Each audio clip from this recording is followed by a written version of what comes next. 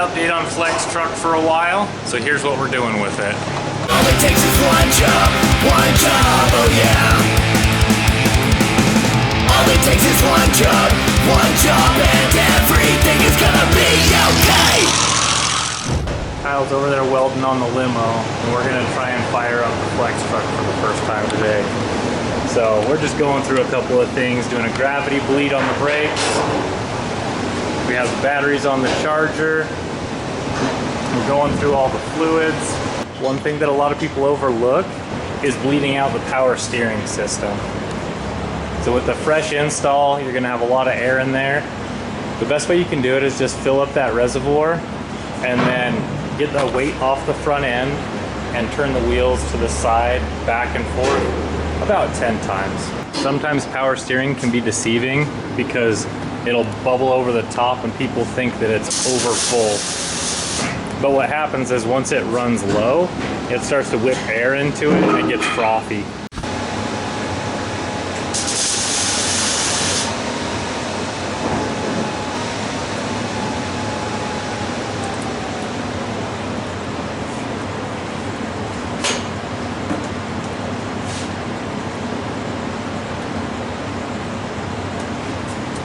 It's always good to throw in a gallon and then check for leaks.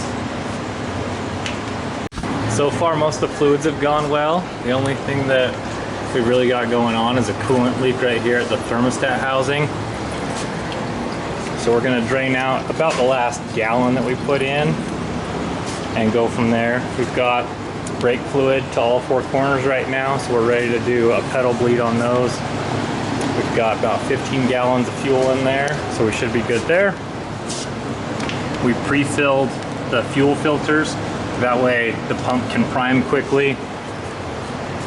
And then we'll start working on some other stuff. When we go to fire it up, we need to purge all the air out of the system, so we just need to bleed out the fuel rail.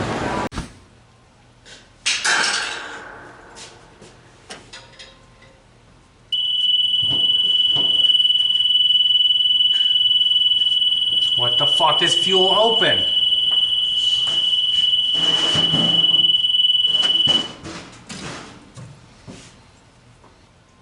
So, does the odometer stay on for a couple minutes after? Because it seems to react to the key, but then I take the key, turn the key off, and it goes to that screen, and it's still throwing. We should look at the manual. It's still throwing some flashing lights. Cool odometer. That running? Mm-hmm. Yeah. Will you turn the key on? There it goes. Okay. Oh, that was cool. It says Retrotech and then it says Dakota Digital and it fades out. That's probably like a minute waiting. Okay. My test light, I lost it.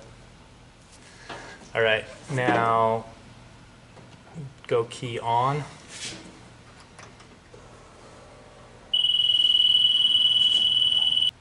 I just cleared it. Please calibrate speed and fuel. Okay. So the coil, we should check the coil fuse on the primary block because that's what I'm using as the trigger signal for the auxiliary block, as well as the main power on the fuel solenoid. Coil doesn't have a fuse in it. Oh, then that makes sense. So that would be a 30 amp. Is there a 30 amp there on the floor?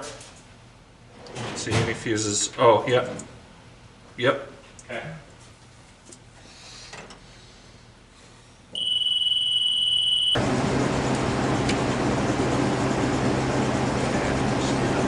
Off position, accessory. Hey, look. Oh boy. Oh man, it's got the old school, that reminds me of Pizza Hut for some reason. Get your personal pan pizza. Yeah. F-1. What is F1? You should probably have. It's fucking Friday. It's fucking Friday. I'm out. Got paid. Got paid. Wiring's done. It showed this mess. Wiring's done. Got paid. Alright. So you stay close to the battery there. I'm gonna just bump the starter. Just like a little, just tippy tap. A little bumpity bump. So I've got a click over there, which is good.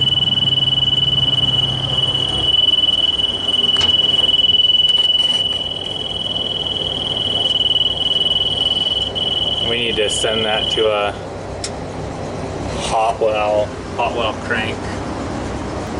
Okay, well we've got a click there at the start relay, and then Is our fuel solenoid kicking? I didn't hear it. no, we don't have a fuel pump relay in.